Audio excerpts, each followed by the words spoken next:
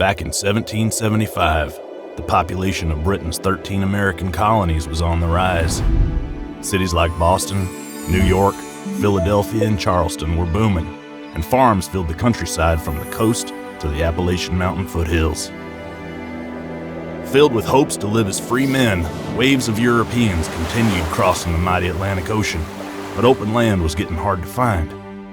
Was there enough space in the New World for everyone's American dream?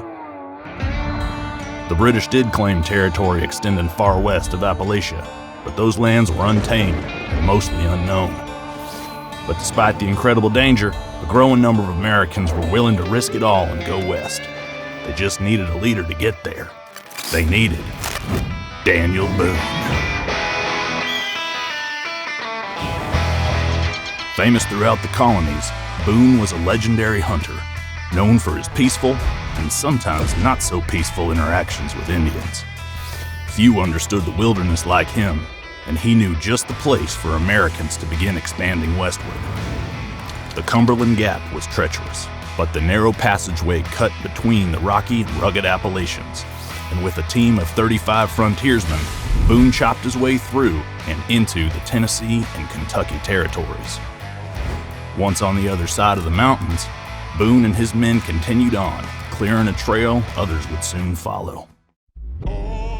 Frequent Indian attacks killed many, but Boone was among the survivors, and eventually a spot along the Kentucky River was selected, and Fort Boonesboro was built.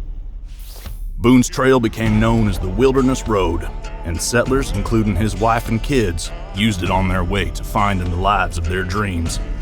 These early pioneers were eager to make western lands their home, but not everyone shared the excitement.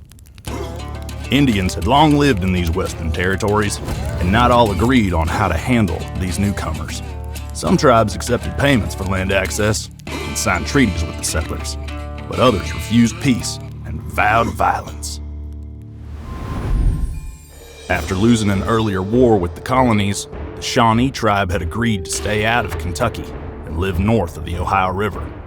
However, when the American Revolutionary War broke out, they saw the conflict as an opportunity to reclaim their old hunting grounds. In July 1776, a Shawnee raiding party came across 3 girls floating in a canoe near Boonesboro. 2 were sisters named Calloway, and the other was Jemima Boone. Yep, Boone. The Shawnee kidnapped the girls and planned to take them back to their bases above the Ohio.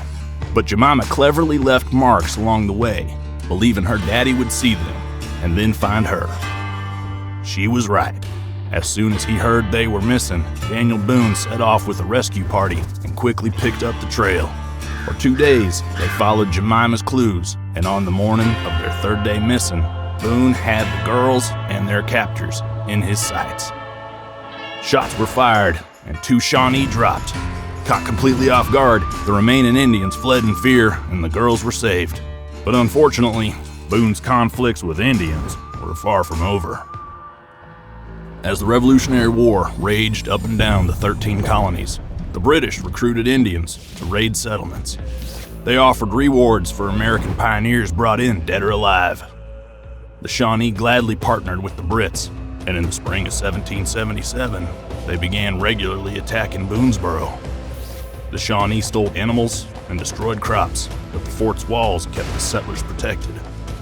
Frustrated by their lack of success, the Shawnee gathered 400 warriors to surround the fort, and Chief Blackfish made the settlers an offer. If the pioneers surrendered, he promised peace, protection, and transportation all the way to British headquarters up north.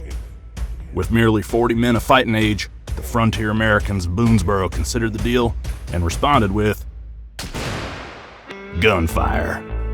Their choice was freedom or death, and the fight was on.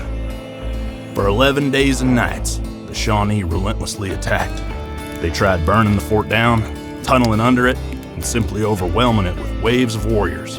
But thanks to expert marksmanship and lots of rain from the heavens, the fort and the settlers remained strong. Boone and the people of Boonesboro defeated the Shawnee, and in time, the rebellious Americans defeated the British too. The USA was formed. Kentucky and Tennessee soon gained statehood, and citizens of the new nation had lands to explore. In our next episode, we'll follow another of America's early celebrities. But unlike Daniel Boone, this man didn't use a gun to blaze his trails. He used seeds.